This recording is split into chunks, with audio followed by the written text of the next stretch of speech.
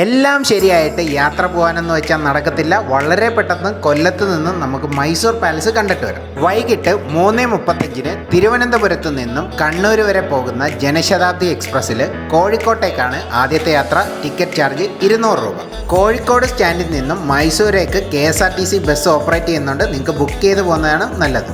Mysore KSRTC bus സ്റ്റാൻഡിൻ്റെ പുറകിലുള്ള VRS ഡോർമെട്രിയിലാണ് stay എടുത്തത്. 300 രൂപയാണ് ചാർജ് വരുന്നത്. അത്യാവശ്യം സൗകര്യങ്ങളുള്ള വൃത്തിയുള്ള ഡോർമെട്രിയാണ്.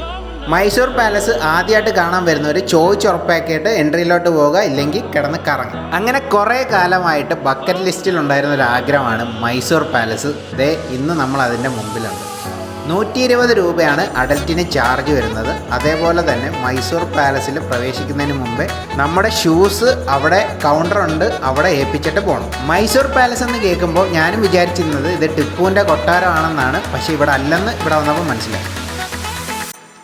ഇന്ത്യയിലെ താജ്മഹൽ കഴിഞ്ഞാൽ ഏറ്റവും കൂടുതൽ ആൾക്കാർ സന്ദർശിക്കുന്ന സ്ഥലമാണ് മൈസൂർ പാലസ്. കൊട്ടാരങ്ങളുടെ നാടെന്നറിയപ്പെടുന്ന മൈസൂരിലെ മനോഹരമായ കൊട്ടാരമാണ് നാട്ടുകാർ അംബാവിലാസ് എന്ന് വിളിക്കുന്ന മൈസൂർ പാലസ്. വോഡയാർ രാജവംശം 14-ാം നൂറ്റാണ്ടിൽ പണി കഴിപ്പിച്ച പാലസാണ് മൈസൂർ പാലസ്. പൂർണ്ണമായി തടിയിലായിരുന്നു ആദ്യത്തെ നിർമ്മാണം.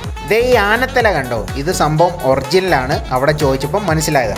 ഏകദേശം 400 വർഷമാണ് വോഡയാർ രാജവംശം മൈസൂർ ഭരിച്ചത്. 1897 നമ്മൾ ഇന്ന് കാണുന്ന പാലസിന്റെ രൂപം വരുന്നത്. തീപിടുത്തത്തിൽ കേടുപാട് പറ്റിയ കൊട്ടാരം നവീകരിച്ചതാണ്. 15ഓളം വർഷമെടുത്താണ് കൊട്ടാരം നവീകരിച്ചത്. 3 നിലകളിലാണ് ഇന്നത്തെ കൊട്ടാരം നമുക്ക് കാണാൻ പറ്റുന്നത്. ഒട്ടനേകം പെയിന്റിങ്ങുകളും വിലമതിക്കുന്ന ഒരുപാട് സാധനങ്ങളും ഇവിടെ പ്രദർശിപ്പിച്ചിട്ടുണ്ട്. 1947 ഇന്ത്യക്ക് സ്വാതന്ത്ര്യം ലഭിച്ചതിന് ശേഷം ഈ കൊട്ടാരം ജനങ്ങൾക്കായി മ്യൂസിയമായിട്ട് നൽകിയിട്ടാണ് രാജവംശം പോയിരിക്കുന്നത്. രാജാവ് ഉപയോഗിച്ച സിംഹാസനങ്ങളും മറ്റു കാര്യങ്ങളും നമുക്കിപ്പോഴും ഈ കൊട്ടാരത്തിൽ കാണാൻ പറ്റും. ഒരുപാട് വാതിലുകളും ലിഫ്റ്റും ഒക്കെ കാണാൻ പറ്റി. പക്ഷേ ഇതിലോട്ടൊന്നും നമുക്ക് പ്രവേശനമില്ല. ഇവിടെ കണ്ടതിൽ ഏറ്റവും മികച്ചൊരു കാഴ്ച ഈ ദർബാർ ഹാളാണ്. അതിമനോഹരമായിട്ടാണ് ഈ ഭാഗം നിർമ്മിച്ചിരിക്കുന്നത്. ഇന്നത്തെ ഏകദേശം 230 കോടി രൂപയിലധികം ചെലവഴിച്ചിട്ടാണ് ഈ മൈസൂർ പാലസ് അന്നത്തെ കാലത്ത് നിർമ്മിച്ചത്. ഇന്നിങ്ങനൊരു നിർമ്മിതി അസാധ്യമാണ്.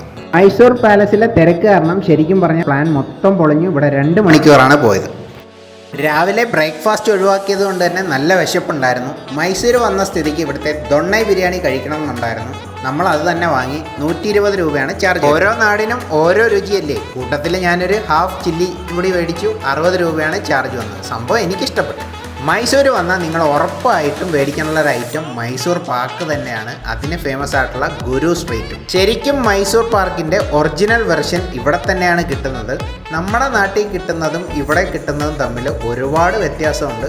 അപ്പോൾ ഈ യാത്രയിൽ ഏറെക്കുറെ ഞാൻ നടന്നു തന്നെയാണ് കണ്ടത്. കുറച്ചധികം നമ്മൾ അങ്ങോട്ടും ഇങ്ങോട്ടും ഒക്കെ വഴി ചോദിച്ച് ചുറ്റിയിട്ടുണ്ടെങ്കിലും മൈസൂർ സൂവിൽ നമുക്ക് പോകാൻ പറ്റിയില്ല. കാരണം സമയം ഒരു പ്രശ്നമായിരുന്നു. ഇതൊരു 1 ഡേ ട്രിപ്പായിരുന്നു. വൈകിട്ടാണ് കോഴിക്കോട്ടേക്കുള്ള ബസ് യാത്ര. വയനാട് വഴിയാണ്. അപ്പം മൈസൂരിന് നമുക്ക് ടാറ്റ ബൈ ബൈ. നമ്മൾ ഉറപ്പായിട്ടും വീണ്ടും വരും. ഇപ്പം മിസ്സായ ഒരുപാട് സ്ഥലങ്ങൾ നമ്മൾ വീണ്ടും കാണും എന്ന് വിചാരിച്ചുകൊണ്ട് തന്നെ സൈനിങ് ഓഫ്.